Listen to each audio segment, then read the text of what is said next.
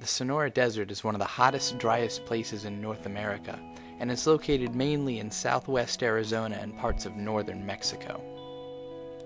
The Sonora Desert Museum is where most of the photographs you're about to see come from, and it's located about 45 minutes west of central Tucson.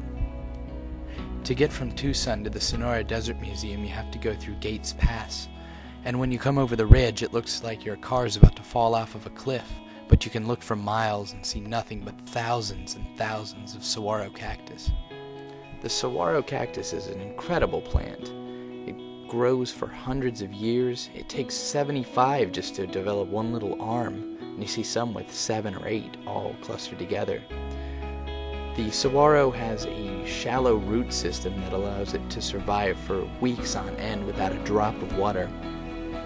And when they die, you can see that the spines are left for years to come. Here you see an example of the cholla cactus in full bloom, but you wouldn't want to get too close to it to smell these flowers, because the cholla is also known as the jumping cactus. It's called that because it has the uncanny ability to shoot needles onto people or animals that come too close to it. One of nature's cool defense mechanisms. One of the most interesting things about the desert habitat is how the animals cope with the extreme heat and lack of water.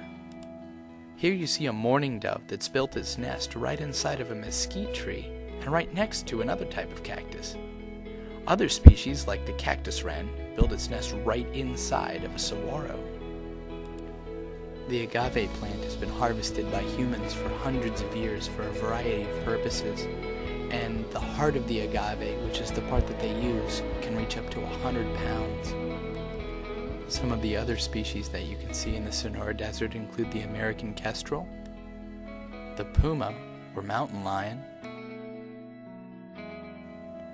bobcats,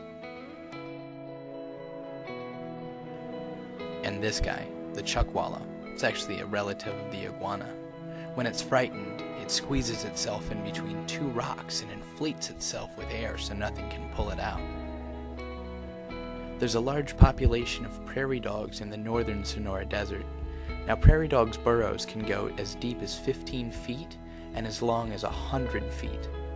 Prairie dogs are very social animals. Sometimes when one prairie dog comes up to another, it'll actually give it a kiss. One of the most recognizable species in all of the Sonora Desert is this guy, the rattlesnake. Now, be very careful when you're walking through the desert, especially if you don't have first aid supplies with you, because their bite is definitely venomous and can kill you if you don't seek treatment immediately. I think one of the coolest animals is the one in this picture. Can you see anything? Here, let's try making it a little bit more visible.